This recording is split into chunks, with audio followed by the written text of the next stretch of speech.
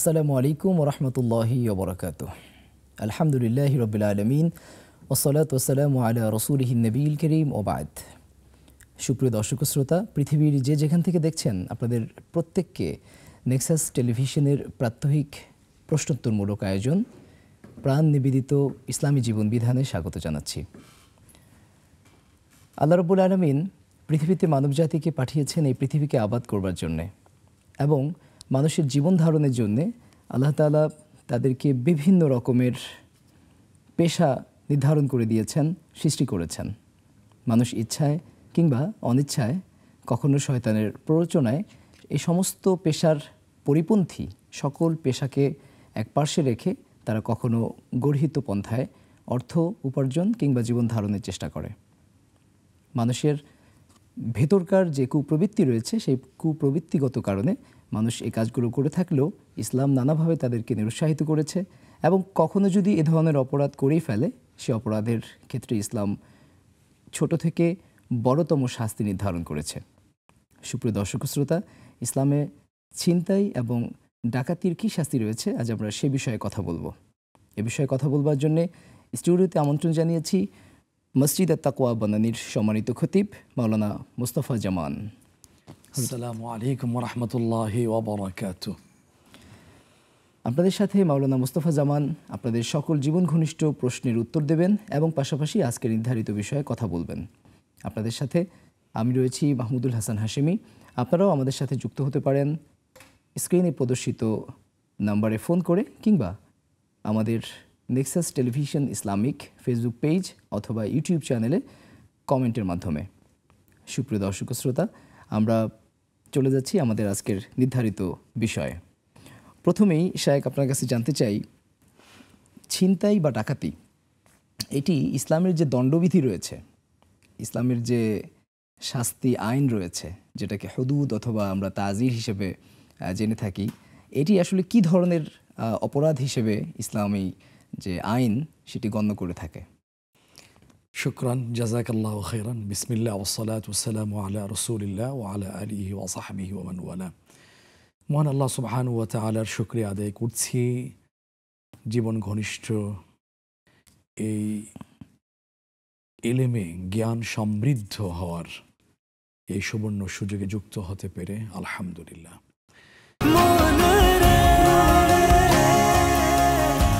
এভাবে ভরপুর বেঁচে থাকাটাই জীবন, আর জীবনের স্বাদের অনিবার্য সঙ্গী প্রাণ। হ্যাঁ, ইসলাম তো একটা পরিপূর্ণ জীবন ব্যবস্থার নাম। সেই কথা আল্লাহ তাআলা বলে দিয়েছেন সূরা মাইদা ৬ষ্ঠ পারা হাফিজে কোরআন শরীফের ৬ষ্ঠ পৃষ্ঠায়। কোরআনের শব্দ, কোরআনের ভাষা, কোরআনের বর্ণনা হচ্ছে আল ইয়াউমা আকমালতু লাকুম দীনাকুম। বিদায় হজের ভাষণে লক্ষাধিক সাহাবীদের উপস্থিতিতে এই আয়াত নাজিল হয়েছে। আয়াতের এই অংশ নাজিল হওয়ার মধ্য দিয়ে কোরআনের নাজিল হওয়ার ধারাবাহিকতা কমপ্লিট হয়ে যায়। আয়াতে কি বলা হলো? বলা হয়েছে, আমি তোমাদের এই দিনটাকে, ইসলামটাকে পরিপূর্ণ করে দিয়েছি আলহামদুলিল্লাহ। অন্য জায়গায় অন্যভাবে, অন্য ভঙ্গিমায় আল্লাহ তাআলা খুব জোরালো ভাষায় তাকে যুক্ত শব্দে এভাবে বলেছেন সূরা আল ইমরান ৩য় পারা হাফিজে কোরআন শরীফের ১১তম পৃষ্ঠায়, ইন্নাদ-দীনা ইনদাল্লাহিল ইসলাম। নিশ্চয়ই ইসলাম আল্লাহ তাআলার কাছে পরিপূর্ণ জীবন ব্যবস্থার নাম। সেটার ভিতরে দণ্ডবিধি সম্পর্কেও বিশদ আলোচনা চলে আসছে। সূরা মাইদা ৬ষ্ঠ পারায় ১৪তম পৃষ্ঠা সুন্দর করে বর্ণনা দেওয়া আছে। অন্য জায়গায় এই বিষয়গুলো সুন্দরভাবে আলোচিত হয়েছে আলহামদুলিল্লাহ। সেই পরিপূর্ণ জীবন ব্যবস্থা নামক ইসলামের আমরা অনুসারী হতে পেরেছি আলহামদুলিল্লাহ, আলা নি'মাতিল ইসলাম। আপনার যে প্রশ্ন বা আজকের যে টপিক, যে ডাকাত বা ছিনতাই, এই দণ্ডবিধির দণ্ডটা কি, শাস্তিটা কি, কোরআনে এই ব্যাপারে স্পষ্ট বলে দেওয়া আছে। হাদিসে তো এটার ব্যাখ্যা চমৎকারভাবে উল্লিখিত হয়েছে। কোরআনে যেমন আসছে, সূরা মাইদার কথাটাই বারবার আলোচিত হচ্ছে। সেই সূরা মাইদা ৬ষ্ঠ পারায় ১২তম পৃষ্ঠা হাফিজে কোরআন শরীফের, সেখানে আল্লাহ তাআলা বলেছেন, ইন্নামা জাযাউল্লাযীনা ইউহারিবুনাল্লাহ ওয়া রাসূলাহু ওয়া ইয়াসআউনা ফিল আরদি ফাসাদান। এরপরে শাস্তির বর্ণনা আসছে। যে প্রথম কথা হলো ডাকাতি, ছিনতাই, এই কাজগুলো ইসলামের কাছে নিন্দনীয়, গর্হিত, জঘন্য অপরাধ সে অপরাধটা কতটা মারাত্মক শাস্তির বর্ণনা উল্লেখের মধ্যে দিয়ে বুঝে আসে। সেটা হলো ওই আল্লাহ বললেন ওয়াসাউনা ফিল আরদি ফাসাদান আন ইউকাত্তালু। আল্লাহ ধারাবাহিকভাবে 4টা শাস্তির কথা উল্লেখ করেছেন যে তাদেরকে হত্যা করা হবে। যারা এখানে ডাকাতি করবে, যারা বিপর্যয় সৃষ্টি করবে, এটার আয়াতের ব্যাখ্যা হাদিসে আসছে যে তাদেরকে হত্যা, আও ইউসাল্লাবু শুলিবিদ্ধ করা, আও ইউনফাউ মিনাল আরদ, আও তুকাত্তা আইদিহিম ওয়া আরজুলুহুম মিন খিলাফিন, আও ইউনফাউ মিনাল আরদ, বিপরীত দিক থেকে হাত পা কেটে দেওয়া, আও ইউনফাউ মিনাল আরদ, অথবা দেশান্তরিত করে দেশ থেকে বের করে দেওয়া। এখানে 4টি শাস্তির কথা আসছে। এখন এই 4টা শাস্তি কোনটা দেওয়া হবে, কোনটা দেওয়া হবে না, হাদিসে সুন্দর কথা আসছে। যারা ডাকাতি করবে, ডাকাতি কোনটাকে বলা হয় প্রাসঙ্গিক একটু আলোচনা না করলেই নয়, যে 5 জন সর্বনিম্ন বা তার চেয়ে আরও বেশি সংখ্যক দস্যুতা সৃষ্টি করে সম্মিলিতভাবে সংঘবদ্ধভাবে যারা এই দস্যুতা করে তাদেরকে, অথবা ছিনতাই, ভয়, ভীতি প্রদর্শন করে যারা এই কাজগুলো করে থাকে, সম্পদ লুণ্ঠন করে থাকে, তাদের শাস্তির ব্যাপারটা, বিশেষ করে ডাকাতির শাস্তির ব্যাপারটা 4টা বলা হয়েছে। যে তাদেরকে হত্যা করা, অথবা শুলিবিদ্ধ করা, অথবা বিপরীত দিক থেকে হাত পা কেটে ফেলা, সর্বশেষ যে কথাটা আসছে দেশ থেকে বের করে দেওয়া। এখন 4টা কোনটা প্রযোজ্য হবে, প্রয়োগ করবে যথাযথ কর্তৃপক্ষ? সেটা হলো যে যদি কেউ ডাকাতি করে, অর্থাৎ হত্যা করে ফেলে, ভয়ভীতি প্রদর্শন করে, ডাকাতি করে, হত্যা করে, সম্পদ হরণ করে, তাদেরকে হত্যা করা হবে। অথবা যে এখানে হত্যা করা হয়েছে, ডাকাত হত্যা করেছে, সম্পদ হরণ করেনি, তবুও তাকে হত্যা করা হবে। তো 2 অপরাধ যার মধ্যে পাওয়া যাবে, 2 অপরাধী যে বা যারা হবে তাদেরকে হত্যা।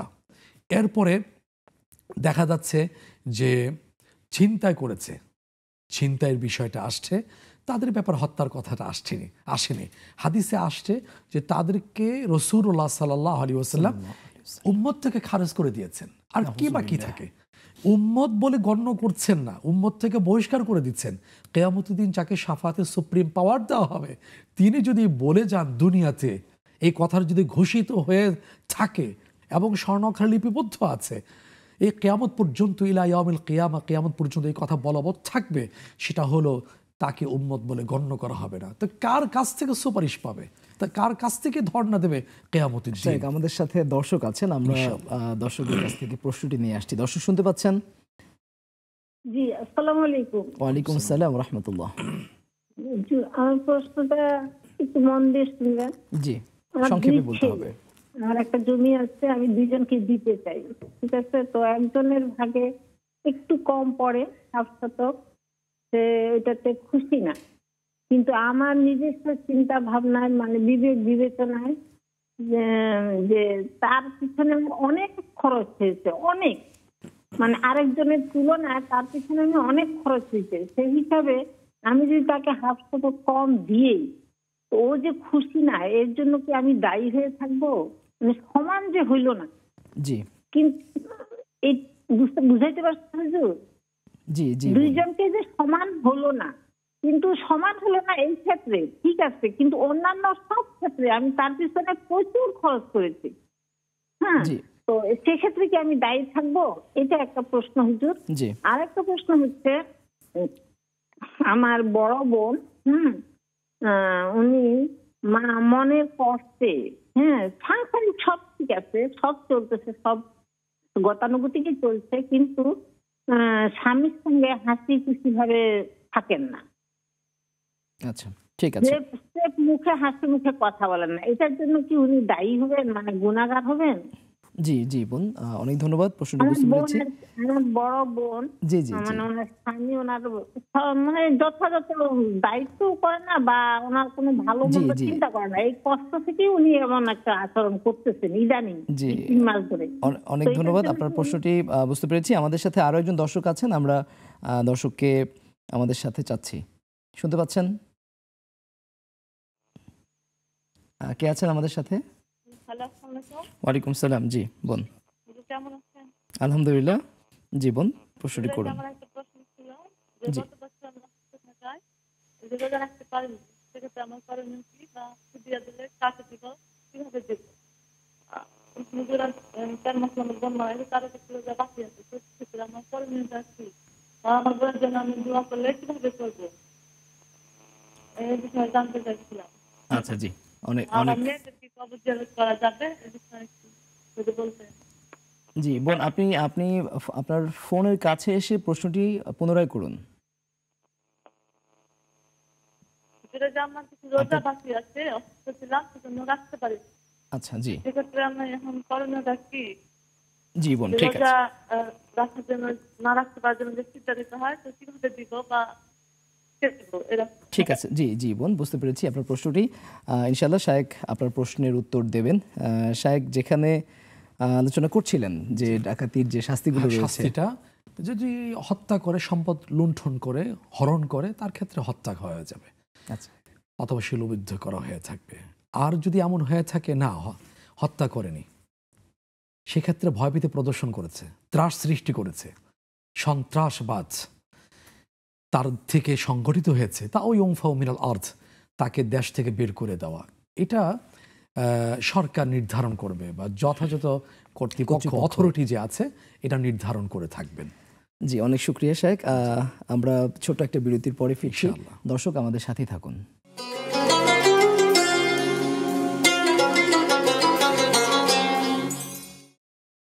বিরতির পর ফিরে এলাম আপনাদের প্রিয় অনুষ্ঠান প্রাণ নিবেদিত ইসলামী জীবন বিধানে। শুনছিলেন ইসলামে ছিনতাই ও ডাকাতির শাস্তি এ সংক্রান্ত আলোচনা করছেন শেখ মোস্তফা জামান, খতিব মসজিদে তাকওয়া বনানী। শেখ, আপনি যেখানে ছিলেন যে কেউ যদি ছিনতাই করে সেক্ষেত্রে তার জন্য মৃত্যুদণ্ড এই শাস্তিটি প্রয়োগ হবে না। তো স্পেসিফিকলি আমরা দেখছি এখন সমাজের বিভিন্ন জায়গাতে ছিনতাইয়ের প্রকোপ কিছুটা বেড়েছে।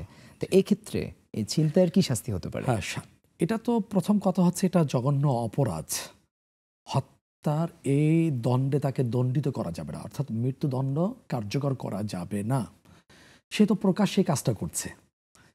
আবার একটা বক্তব্য আসছে, সেটা হলো কর্তৃপক্ষ তার শাস্তির মাত্রা দেখে, বিবেচনা করে, সামগ্রিক দিক বিচার বিশ্লেষণ করে একটা দৃষ্টান্তমূলক শাস্তি ব্যবস্থা তিনি করবেন। কারণ সমাজের তো স্থিতিশীলতা, নিরাপত্তা, এটা তো বিঘ্ন ঘটানো হচ্ছে। জি, সেই জন্যে এটা সরকার বা বিচারপতি, আদালত নির্ধারণ করবে। স্থানীয় কিন্তু প্রশাসন। ডাকাতির ক্ষেত্রে একবার সুস্পষ্ট বক্তব্য যে মৃত্যুদণ্ড, হত্যা, এই ব্যাপারে কোনো তাকে অভিজাত, নিচু জাত, এই দিক বিবেচনা করার কোনো সুযোগ নেই। যেটা আগে হতো, ধনী শ্রেণীর লোকেরা করলে, সম্ভ্রান্ত পরিবারের কেউ যদি করত, মাপ পেয়ে যেত। যদি গরিব শ্রেণী করত, প্রান্তিক পর্যায়ের লোক এই অপরাধী হতো, গ্রেফতার হতো, তার উপরে শাস্তি বা দণ্ডবিধি কার্যকর করা হতো। কিন্তু ইসলামের কাছে সেই বিষয়টা সুযোগ নেই। অপরাধী যে হোক না কেন, তারই আইন এখানে সমান, সবার জন্য সমভাবে প্রযোজ্য হবে। তা আপনি যে কথা বলছেন, সেখান থেকে হাদিসের ঘটনা মনে পড়ে যায়। সেটা হলো রাসূলুল্লাহ সাল্লাল্লাহু আলাইহি ওয়াসাল্লামের জীবন দশায় অভিজাত শ্রেণীর, অভিজাত ফ্যামিলির, সম্ভ্রান্ত ফ্যামিলির একজন চুরির দায়ে অপরাধী হলো, গ্রেফতার হলো। এখন তার ক্ষেত্রে যদি শাস্তি কার্যকর করা হয়, ইসলামের প্রথম দিক, তাহলে কি হবে যে তার লোকেরা পুরা ইসলামের বিরুদ্ধে অবস্থান নেবে, সাম্প্রদায়িকতা। এখন রাসূলুল্লাহ সাল্লাল্লাহু আলাইহি ওয়াসাল্লামের কাছে বলবেটা কে? সাহস তো কেউ পাচ্ছেন না।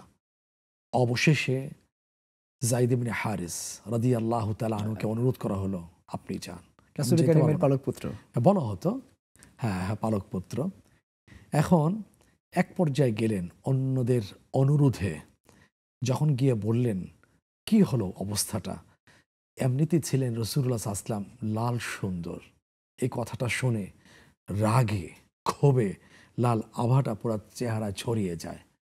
ওয়াল্লাহি, তিনি কসম খেয়ে বললেন, কসম খাওয়ার শব্দ আরবি ভাষায়, শোনো, যদি মোহাম্মদের মেয়ে ফাতেমা নিজের কন্যা, নিজের মেয়ের কথা নাম উল্লেখ করে বললেন, যদি চুরি করতো লা কাতাতু ইয়াদাহা, আমি তার হাত কেটে ফেলতাম। চুরির কথা।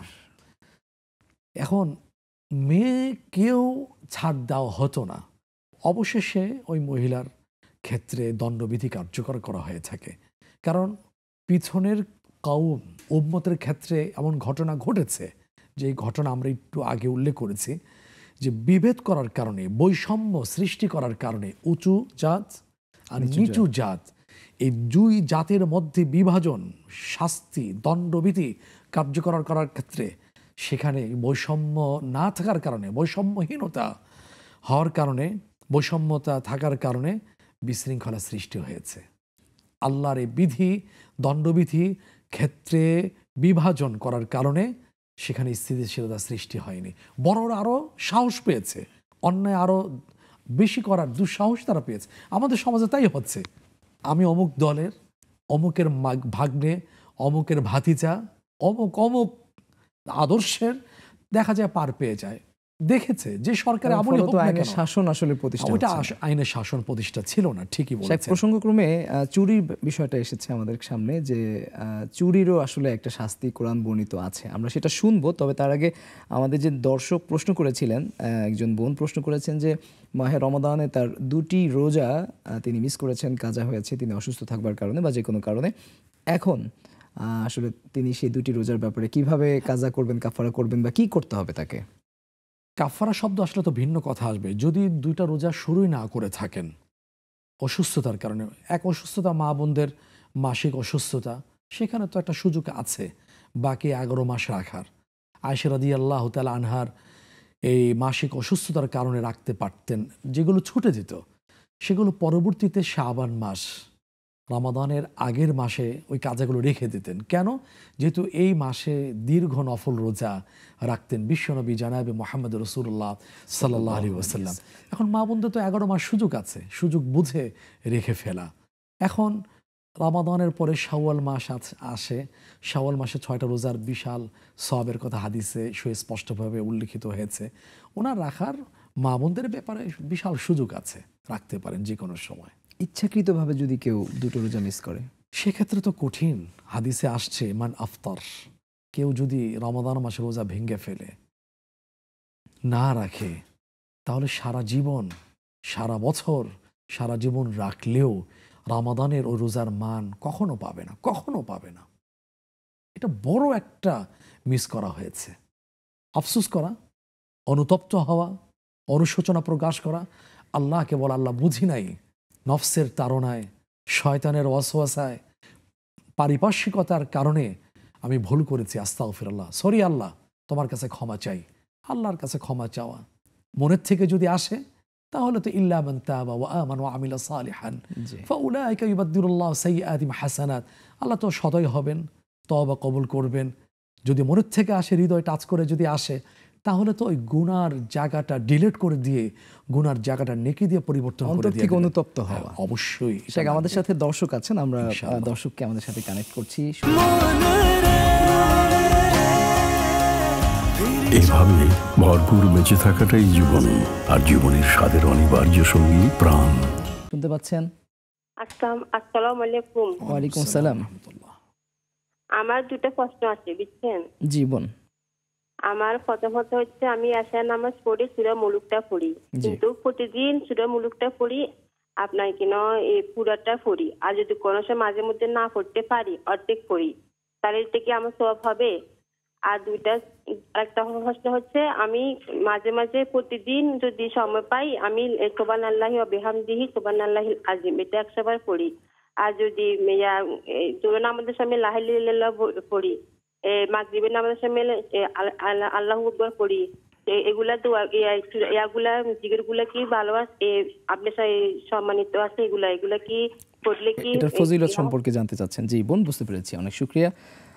শাক বোন যে প্রশ্নটি করলেন, সরাসরি প্রশ্নে যাচ্ছি। যিনি জানতে চেয়েছেন যে সূরা মুলক তিনি সুযোগ পেলে পুরোটাই পড়েন, কখনো অর্ধেক পড়েন। আমরা এই প্রশ্নের উত্তরটি শুনবো, তবে তার আগে আমাদের সাথে আরো একজন দর্শক আছেন, আমরা সেই প্রশ্নটি নিয়ে নিচ্ছি।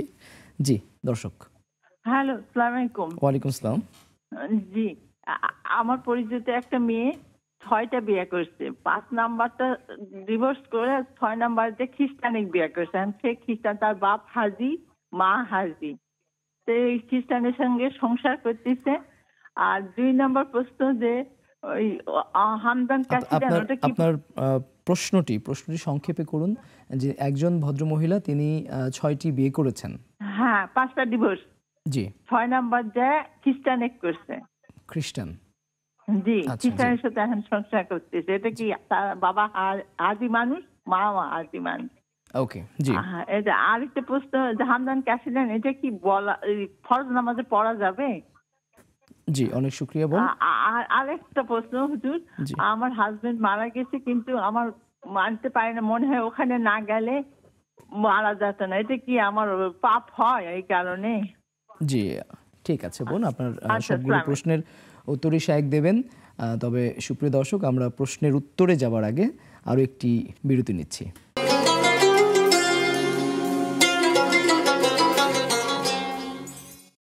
বিরতির পর ফিরে এলাম আপনাদের প্রিয় অনুষ্ঠান প্রাণ নিবেদিত ইসলামী জীবন বিধানে। শুনছিলেন দর্শকদের জীবন ঘনিষ্ঠ প্রশ্নের উত্তর দিচ্ছেন শেখ মোস্তফা জামান। শেখ, এক বোন প্রশ্ন করেছেন যে তিনি সূরা মুলক বিভিন্ন সময় পড়ে থাকেন, কখনো সময় পেলে পুরোটা পড়েন, কখনো বা অর্ধেক পড়েন। তো এক্ষেত্রে অর্ধেক পড়লে ফজিলতের কোনো কম বেশি হবে কিনা?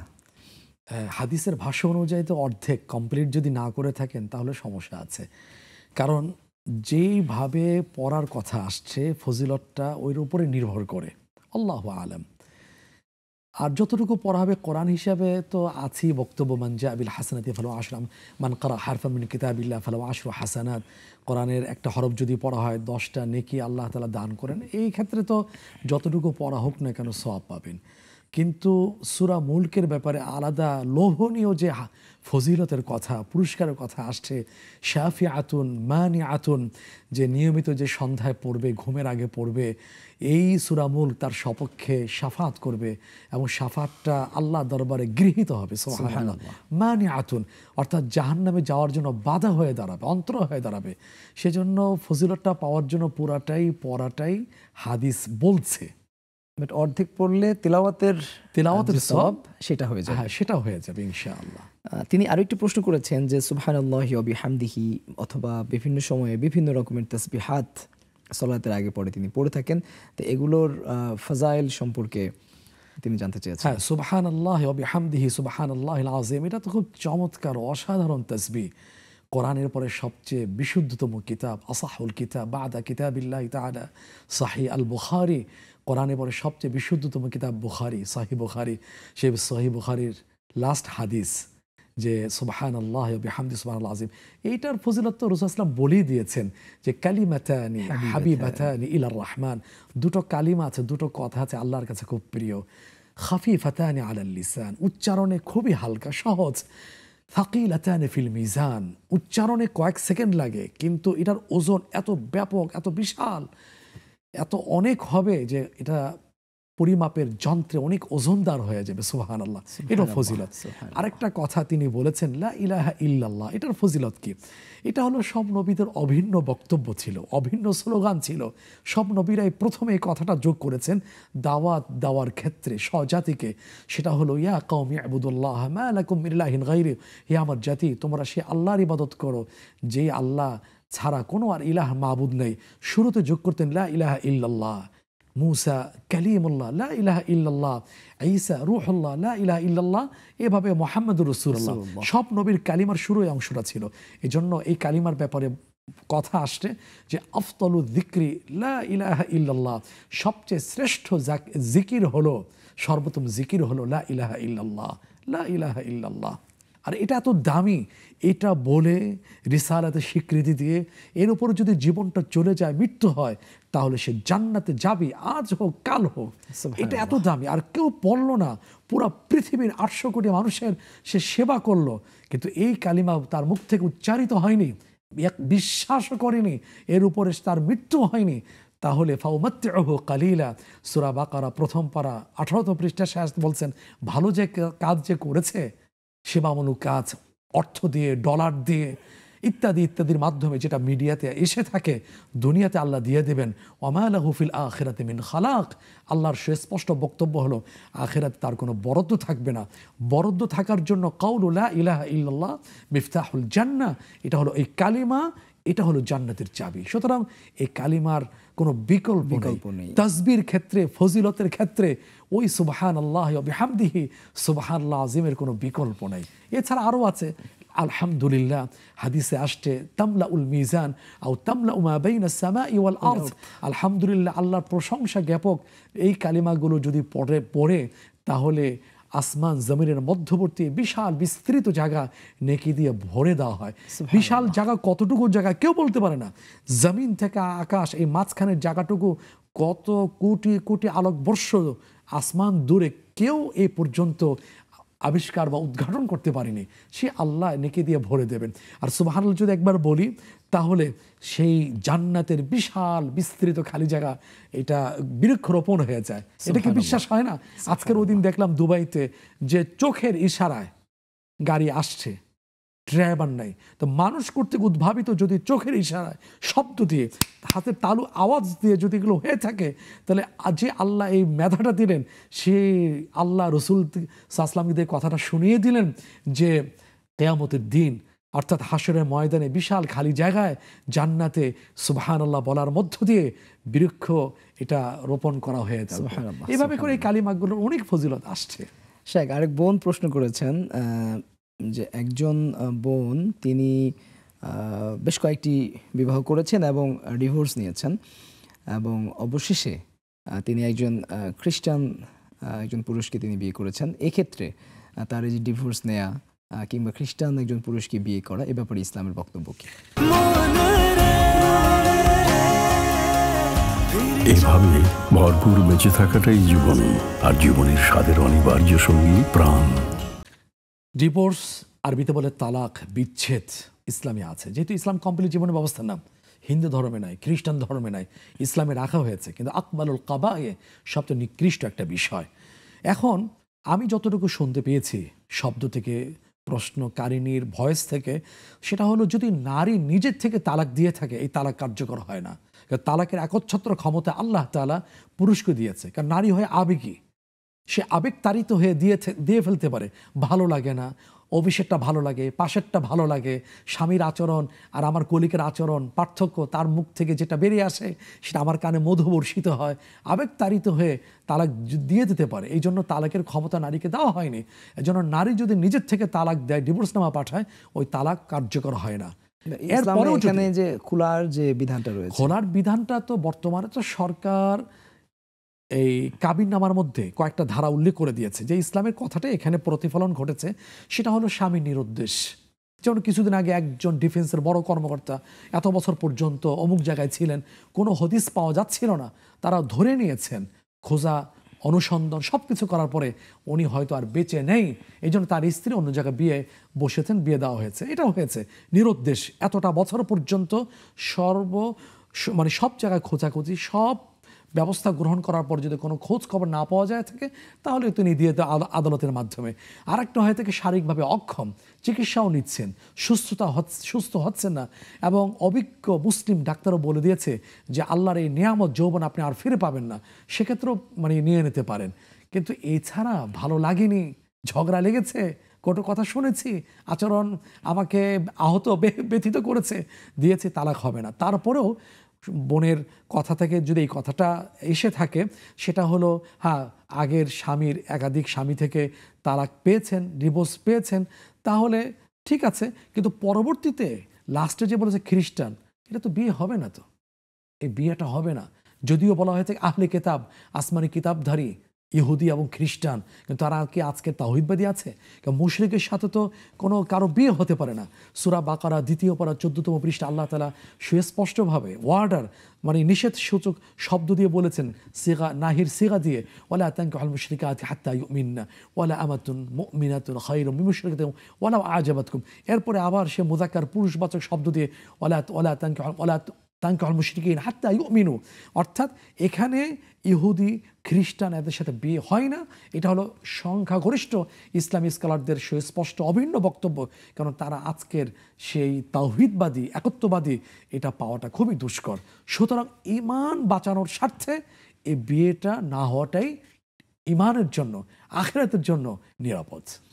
জি শেখ, তিনি আরও একটি প্রশ্ন করেছেন যে তার হাজব্যান্ড মারা গিয়েছেন এবং এক্ষেত্রে মাঝে মধ্যেই মানবীয় দুর্বলতার কারণে হোক বা যে কোনো কারণে হোক আমাদের মাঝে এই ভাবনা কিন্তু কাজ করে যে তিনি যদি ওখানে না যেতেন বা তিনি যদি এই কাজটি না করতেন তাহলে হয়তো সেই অ্যাক্সিডেন্টটা হতো না, তিনি মারা যেতেন না। এই ভাবনাটি ইসলামের সাথে সাংঘর্ষিক কিনা? কোরআনের সাথে সরাসরি সাংঘর্ষিক। সূরা আরাফ ৮ম পারা ১৩তম পৃষ্ঠাে আসছে ওয়ালিকুল্লি উম্মাতিন আজাল ইদা জা আজালুহুম লা ইস্তাখিরুনা সাআতান ওয়া লা ইস্তাকদিমুন। প্রতিটা মাখলুক, প্রতিটা জীবের নির্দিষ্ট টাইম আছে। ওই টাইম আসার ১ সেকেন্ড আগেও না, ১ সেকেন্ড পরেও না। আহা, সিগনালে পড়ে গিয়েছি, ২টা মিনিট আগে, ৫টা মিনিট আগে যদি পেশেন্টকে যদি ওটিতে নিতে পারতাম, সার্জারি শুরু করতো, যদি অক্সিজেন দেওয়া যেত, ইত্যাদি ইত্যাদি ইত্যাদি। এইগুলো ইসলামের সাথে সরাসরি সাংঘর্ষিক, এটা যায় না। বা আমাদের যে অকাল প্রয়াণ বলা হয়, এটা তো ইসলামে এই কথা কোনো ভিত্তি নেই। আমরা হলাম পরীক্ষার্থী, পরীক্ষক হচ্ছেন আল্লাহ তাআলা, দুনিয়া হলো পরীক্ষার কেন্দ্র। পরীক্ষক আল্লাহ তাআলা যার জন্য যে বয়সটা মুনাসিব উপযোগী মনে করেছেন ওইটা নির্ধারণ করে দিয়েছেন। সুতরাং ইসলামী অকাল ওই যে মৃত্যু বলতে কোনো কিছু নাই। এখন প্রাইমারি সেকশনে 2 ঘন্টা পরীক্ষা হয়, হাই সেকশনে 2.5 ঘন্টা 3 ঘন্টা পরীক্ষা হয়, বিশেষ জন্য 4 ঘন্টা পরীক্ষার সময় নির্ধারণ হয়ে থাকে। এখন কার জন্য কতটুকু সময় আখিরাত পাওয়ার জন্যে এটা আল্লাহই ভালো জানে। সুতরাং ইসলামের দিক থেকে এই কথা বলার কোনো সুযোগ নেই।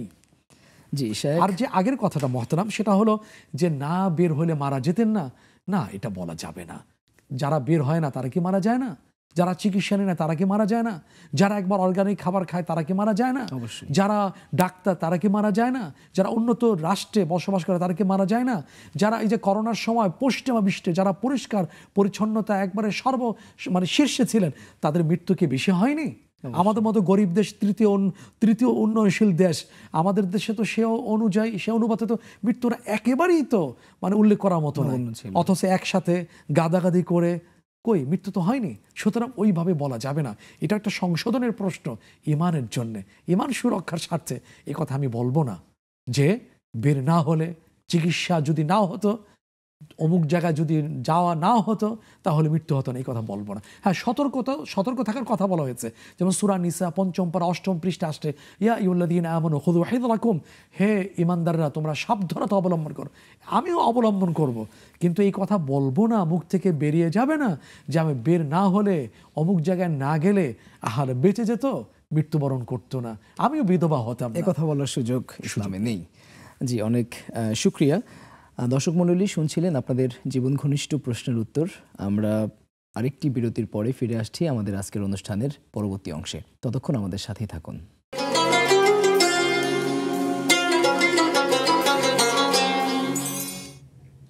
দেখছিলেন প্রাণ নিবেদিত ইসলামী জীবন বিধান নেক্সাস টেলিভিশনের পর্দায়। প্রতিদিন বিকেল 4টায় আপনারা এই অনুষ্ঠানটি দেখে থাকেন। আমরা আপনাদের জীবন ঘনিষ্ঠ প্রশ্নের উত্তর শুনছিলাম শেখ মোস্তফা জামানের কাছ থেকে। আমাদের এক বোন প্রশ্ন করেছেন যে একজন বোন তার হাজব্যান্ডের সাথে তিনি একটু মিসবিহেভ করেন বা হাসি মুখে কথা বলেন না। এক্ষেত্রে দাম্পত্য জীবনে স্বামী স্ত্রীর মাঝে একে অপরের সাথে কিভাবে কথা বলা উচিত? হাদিসের কথা মনে পড়ে যায়, সেই বিখ্যাত হাদিস। প্রথম কথা হলো, হাদিসে আসছে রাসূলুল্লাহ সাল্লাল্লাহু আলাইহি ওয়াসাল্লাম বলেছেন খায়রু মাতাঈদ দুনিয়া আল মারআতু সালিহা, পৃথিবীর শ্রেষ্ঠ সম্পদ হলো নেককার স্ত্রী। নেককার স্ত্রীর সংজ্ঞাটাকে রাসূলুল্লাহ সাল্লাল্লাহু আলাইহি ওয়াসাল্লাম বলেছেন, কয়েকটা টাইটেল যোগ করেছেন। এর মধ্যে একটা হলো যে স্বামী তার দিকে তাকালি মনে আনন্দ সৃষ্টি হয়। এখন যে হাসি মুখে কথা বলে না, বিষণ্ণ মুখে থাকে, মুখটা গুমরা করে রাখে, কপাল কুঞ্চিত করে রাখে, মনে হয় অবসর রাত তার চেহারায় প্রকাশ পেয়েছে, তো এই স্বামী তার সেই স্ত্রীর দিকে তাকালে কি মন খুশি হবে, প্রফুল্ল হবে, আনন্দিত হবে? নিশ্চয়ই না। আর এটা তো একটা সাদাকা, এর মাধ্যমে এই জিনিসটা হয় না। আর কোরআন শরীফে আসছে যে লিতাসকুনু ইলাইহা, সূরা রুম 21তম পারা 5ম পৃষ্ঠাে আসছে যে স্বামীরা যেন স্ত্রীর কাছে আনন্দ পায়, শারীরিক শুধু কয় মিনিট, কতটুকু সময়, কিন্তু আচরণে, ব্যবহারে, হাসি, এগুলোর মধ্য থেকে যেন স্বামী আনন্দ খুঁজে পায়, এটা তার স্বভাব হচ্ছে। সুতরাং যেই বোন তার স্বামীর সাথে হাসি মুখে কথা বলে না, কষ্ট তো সবাই আছে। আপনি বলবেন আপনার চাহিদা পূর্ণ হয়নি, আপনি বলবেন আমার ভালো জায়গা বিয়ে হয়নি, আপনি বলবেন আমার ভাবিরা, আমার বোনেরা, আমার বান্ধবীরা, আমার আত্মীয়, আমার কাজিনরা হ্যাঁ যেভাবে স্বামীর কাছ থেকে পাচ্ছে ইত্যাদি ইত্যাদি, হ্যাঁ আমি সেরকম পাচ্ছি না। আর দুনিয়া তো সব চাহিদা ইচ্ছা পূরণ হবে না। আর হাদিসে তো আসছি, সেটা হচ্ছে যে যাদের অলংকার পরার সামর্থ্য আছে তারা পড়লো না, স্যাক্রিফাইস করলো দুনিয়াতে, আল্লাহ তাআলা আখিরাতে পুষিয়ে দেবেন। সুবহানাল্লাহ। জান্নাতের নেত্রী কয়টা অলংকার পড়েছেন, পৃথিবীর মহিষী নারী যারা আছেন, যেমন 3য় পারা আসছে 16তম পৃষ্ঠায়, ইয়া মারইয়াম ইন্নাল্লাহা আস্তাফাকি ওয়া তাহহারাকি ওয়াসতাফাকি আলা নিসাইল আলামিন, তোমাকে নির্বাচিত করেছে, পৃথিবীর নারীদের উপরে তোমাকে প্রাধান্য দেওয়া হয়েছে। হযরত খাদিজা কুবরা রাদিয়াল্লাহু তাআলা আনহা, নারী নেত্রী ফাতিমাতু জাহরা রাদিয়াল্লাহু তাআলা আনহা, আয়েশা সিদ্দিকা রাদিয়াল্লাহু তাআলা আনহা, তাদের কেমন ছিল? সুতরাং প্রাপ্তির উপরে ভিত্তি করেই আপনি ভালো ব্যবহার করবেন, আপনি হাই হুতাশ করবেন, আমার মনে হয় এর জীবনে, এর সংসারে এসে আমার মনে হয় মানে প্রাপ্তি শূন্যের কোঠায়, আসলে এটা ঠিক না। যদি এই মনোভাব যদি এসে থাকে, তাই আমি আপনাকে অনুরোধ করবো পড়ার জন্যে সূরা আহজাব 21তম পারা শেষ কয়েকটি আয়াত। আমাদের শ্রদ্ধেয় মা উম্মাহাতুল মুমিনিন রাদিয়াল্লাহু তাআলা আনহুন্না, তারা কয়েকটা বিষয়ে প্রস্তাব করেছিলেন, আবদার করেছিলেন, কিন্তু আল্লাহ রাসূল সাল্লাল্লাহু আলাইহি ওয়াসাল্লাম মনঃক্ষুণ্ণ হয়েছিলেন। আল্লাহ তাআলা রাসূলের পক্ষ নিয়ে আয়াত নাজিল করেছিলেন যে তোমরা অন্যান্য নারীদের মতো নয়, তোমরা যদি দুনিয়াই চাও তাহলে আসো, নবী তুমি ডাক দিয়ে বলো ঠিক আছে আসো, তোমাদেরকে সুন্দর করে ছেড়ে দিই। পৃথিবীর শ্রেষ্ঠ মানুষ, সর্বশেষ নবী, সর্বশ্রেষ্ঠ নবী রসুলের জীবন সঙ্গী হয়েছে, এর আর শ্রেষ্ঠত্ব সম্মান মর্যাদার কী হতে পারে? আর বৈষয়িক জীবনের সামান্য বিষয়ের জন্য তোমরা অনেক ক্ষুণ্ণ হয়ে থাকো, ঠিক ওই কথাটাও কিয়ামত পর্যন্ত আগত সমস্ত বিশ্বাসী মা বোনদের জন্য প্রযোজ্য। সুতরাং এই সমস্ত বিষয়ের ভিত্তি করে আচরণটা কষ্টদায়ক হওয়াটা মোটেই কাম্য নয়। শেখ, আমাদের নেক্সাস টেলিভিশন ইসলামিক ফেসবুক পেজে এমডি শামীম নামে একজন ভাই প্রশ্ন করেছেন যে তার বোন মারা গেছেন, এক্ষেত্রে তিনি তার বোনের কবর জিয়ারত করতে পারবেন কিনা? নিঃসন্দেহে পারবেন, কেন পারবেন না? আচ্ছা, মাহফুজা মুস্তফা নামে একজন প্রশ্ন করেছেন কবিরা গুনাহের শাস্তি কি? কবিরা গুনাহের শাস্তি হলো বড় শাস্তি, সেটা আল্লাহ নির্ধারণ করবেন। যেমন কবিরা গুনাহ হলো কোনগুলো, যেই গুনার ব্যাপারে ধমক আসছে, হুমকি আসছে, সেগুলো হলো কবিরা গুনাহ। ফরজ ইবাদত লঙ্ঘন কবিরা গুনাহ, হারাম কাজ করা কবিরা গুনাহ। এই গুনাহগুলোর ব্যাপারে নানা শাস্তির কথা হাদিসে আসছে। জি, আরেকজন আয়ান ইসলাম, তিনি প্রশ্ন করেছেন যে টেলিভিশন চ্যানেলে যখন ইসলামিক প্রোগ্রাম চলে সেই মুহূর্তে যদি মসজিদে আজান শোনা যায় সেক্ষেত্রে তার করণীয় কি? উত্তম হচ্ছে ভলিউমটা কমিয়ে দিয়ে আজানের জবাব দেওয়া। আর যদি এমন হয়ে থাকে না আমি এখানে উত্তরটা শুনতে পাবো না, এলেম শিখাটা, তাহলে শুনে শেষ করে পরে আজানের জবাবটা দিয়ে দেওয়া। সুবহানাল্লাহ। জি শেখ, আমরা আমাদের অনুষ্ঠানের একেবারেই শেষ পর্যায়ে চলে এসেছি। আমরা আজকে নির্ধারিত যে বিষয়ে কথা বলছিলাম, ইসলামে ছিনতাই ও ডাকাতির শাস্তি। তো শাস্তি নিয়ে তো আপনি দীর্ঘক্ষণ কথা বললেন, কোরআন এবং হাদিসের আলোকে শাস্তির বিভিন্ন রকম ফেরগুলো আপনি আলোচনা করলেন। কিন্তু সমাজ থেকে যদি ছিনতাই এবং ডাকাতিকে আমরা একেবারে মূলোৎপাটন করতে চাই, বা এটাকে যদি রুট লেভেল থেকে মানুষের ভেতর থেকে যদি এ ধরনের কাজ থেকে যাতে মানুষ বাধাগ্রস্ত হয় নিজ থেকে, অর্থাৎ সোজা কথায় যদি আমি বলি যে ডাকাতি বা ছিনতাই প্রতিরোধে ইসলামের দিক নির্দেশনা কি? এটা তো অপরাধ যত আছে সবগুলোর ক্ষেত্রে যদি একেবারে কমিয়ে নিয়ে আসতে হয় একটা ওষুধ, একটা ব্যবস্থা, সেটা হলো খাউফুল্লাহ, তাকওয়াল্লাহ, আল্লাহর ভয়। এটা যদি ভিতরে বসিয়ে দেওয়া যায়, রন্ধ্রে রন্ধ্রে অস্থি মজ্জায় যদি অনুপ্রবেশ ঘটানো যায়, তাহলে মানুষ অপরাধ করবে না। আর এছাড়া পুলিশ দিয়ে, আইন শৃঙ্খলা রক্ষাকারী বাহিনী দিয়ে, সিসি ক্যামেরা দিয়ে কতক্ষণ অপরাধ থেকে ফিরানো যাবে? বেডরুমে তো আর আইন শৃঙ্খলা রক্ষাকারী বাহিনী থাকবে না, সিসি ক্যামেরা থাকবে না, সব জায়গায় কি থাকবে? ওয়াশরুমে থাকবে না। সুতরাং আল্লাহর ভয় যদি চলে আসে, সে একাকী থাকুক, যেখানেই থাকুক, সে অপরাধ করবে না, সে ভাববে আল্লাহ আমাকে দেখছেন।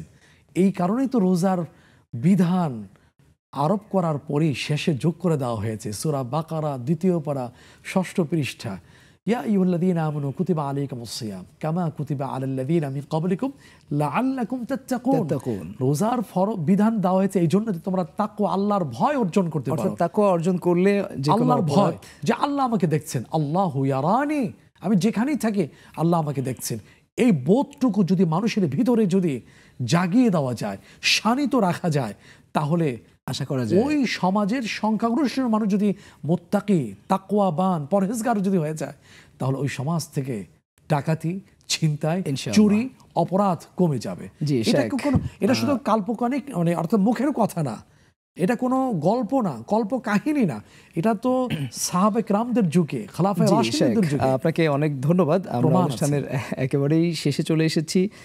অশেষ কৃতজ্ঞতা শেখ মোস্তফা জামান।